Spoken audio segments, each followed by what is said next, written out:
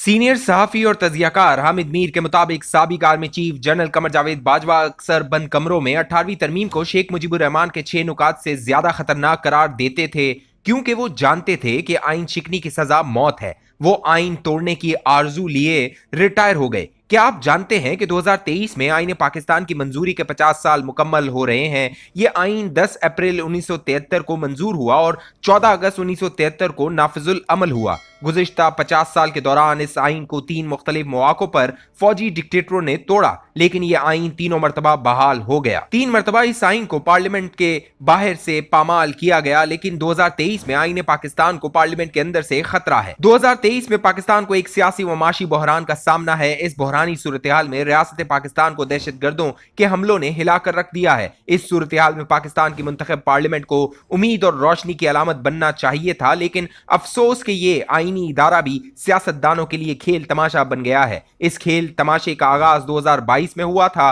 जब वजीर आजम इमरान खान के खिलाफ एक तहरीक अदम एतमाद लाई गई। इमरान खान ने तहरीक अदम एतमाद का मुकाबला करने के लिए गैर आईनी हथकंडे इस्तेमाल किए। उस वक्त के स्पीकर कौमी असम्बली असद कैसर ने गैर आईनी अमल से गुरेज के लिए अपने ओहदे से इस्तीफा दे दिया और डिप्टी स्पीकर कासिम खान सूरी ने तहरीक अदम एतमाद पर राय शुमारी कराए बगैर इसे गैर आईनी करार दे दिया, जिसके बाद वजीर आजम इमरान खान ने कौमी असम्बली तहलील कर दी और चंद मिनट के अंदर सदर आरिफ अलवी ने वजीर आजम के इकदाम की तौसीक कर दी। मामला सुप्रीम कोर्ट में चला गया और अदालत ने कासिम खान सूरी की रूलिंग को गैर आईनी करार दे दिया। कौमी असम्बली बहाल हुई तो तहरीक इंसाफ के अरकान ने अपनी रुकनीयत से इस्तीफा दे दिया। नए स्पीकर राजा परवेज अशरफ ने फौरी तौर पर इस्तीफे कबूल नहीं किए। वो तहरीक इंसाफ को ऐवान में वापसी का पैगाम देते रहे। जब तहरीक इंसाफ ने वापसी का इशारा दिया तो स्पीकर साहब ने इनके इस्तीफे कबूल कर लिए। दूसरी तरफ तहरीक इंसाफ ने पंजाब और खैबर पख्तूनख्वा असम्बलियों को तहलील कर दिया। आइन के तहत दोनों सूबों के गवर्नर साहिबान को सूबाई असम्बलियों के इंतखाबात की तारीख देनी थी, मगर दोनों सूबों के गवर्नर साहिबान ने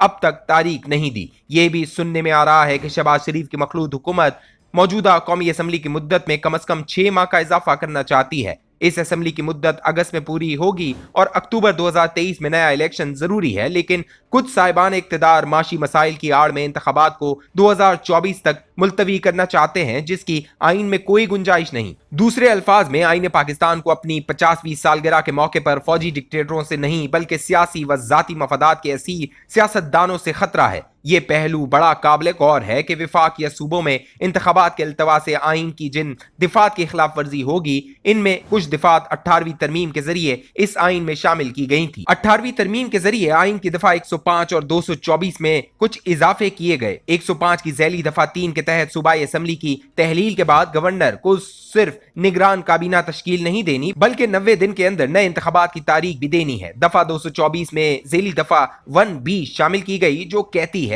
विफाक और सूबों में निगरान काबीना में शामिल अरकान के खानदान के अफराद नए इंतखाबात में हिस्सा नहीं ले सकेंगे। 224 की झैली दफा 2 के मुताबिक कौमी या सूबाई असम्बली की तहलील के 90 दिन के अंदर नए इंतखाबात मुनक्किद होंगे, जिनके नताइज 14 दिन के अंदर सामने लाना जरूरी होंगे। 2010 में 18वीं तरमीम का ड्राफ्ट तैयार करने वाली आईनी कमेटी के सरबराह सेनेटर रजा रब्बानी थे और इस कमेटी में मौजूदा स्पीकर कौमी असम्बली राजा परवेज अशरफ, मौलाना फजल रहमान, मौजूदा विफाकी काबीना के अरकान सैयद नवीद कमर, इसाक डार, एहसन इकबाल, वसीम सज्जाद, SM जफर, फारूक सत्तार, अफराज सियाब खटक, हाजी अदील, इसरारुल्लाह ज़हरी, प्रोफेसर खुर्शीद अहमद, हासिल बजंजो और आफ्ताब शेरपाओ समेत दीगर अहम सियासतदान शामिल थे। इन सब ने मिलकर आईन पाकिस्तान में से जनरल ज़ियाउल हक का नाम निकाला, सूबे सरहद को खैबर पख्तूनख्वा का नाम दिया, तीसरी दफा वजीर आजम बनने पर पाबंदी खत्म की, बहुत से इख्तियारात विफाक से सूबों और सूबों से बल्दियाती इदारों को मुंतकिल किए। 18वीं तरमीम का असल क्रेडिट उस वक्त के सदर आसिफ अली जरदारी को जाता है, जिन्होंने सदर के बेपनाह इख्तियारात पार्लियामेंट को वापस कर दिए। आइन की दफा 6 में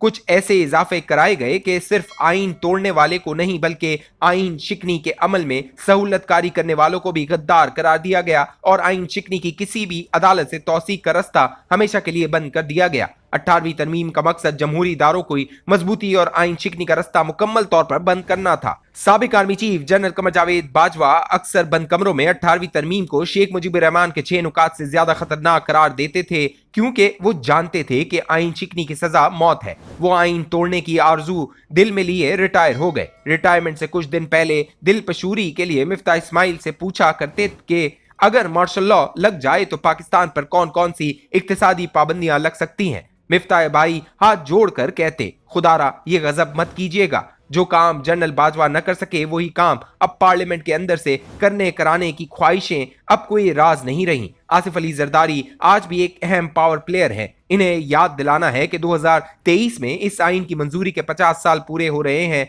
जिसे जुल्फिकार अली भुट्टो ने वली खान, मौलाना मुफ्ती महमूद, मौलाना शाह अहमद नूरानी, प्रोफेसर गफूर अहमद, गौस बख्श बजंजो और दीगर बुजुर्गों के साथ मिलाकर बनाया था। राजा परवेज अशरफ इस आईनी कमेटी के रुकन थे, जिसने 2010 में 18वीं तरमीम का ड्राफ्ट तैयार किया। इसाक डार और एहसन इकबाल भी इस कमेटी के रुकन थे। इन असहाब की मौजूदगी में आईन पाकिस्तान की खिलाफ वर्जी नहीं होनी चाहिए। विफाक और सूबों में इंतखाबात वक्त पर कराने होंगे। इंतखाबात से भागने के लिए गैर आईनी रवैया इख्तियार किया गया तो फिर राजा परवेज अशरफ और कासिम खान सूरी में क्या फर्क रह जाएगा। 1973 का आइन हमारी वाहिद मुत्तफिका कौमी दस्तावेज है। अब हम दूसरा आइन नहीं बना सकते। इस आइन का तहफ़्फ़ुज़ पाकिस्तान का तहफ़्फ़ुज़ है। अगर इस पार्लियामेंट ने आइन को तहफ़्फ़ुज़ न दिया तो फिर ये जिम्मेदारी अदलिया और फौज की है।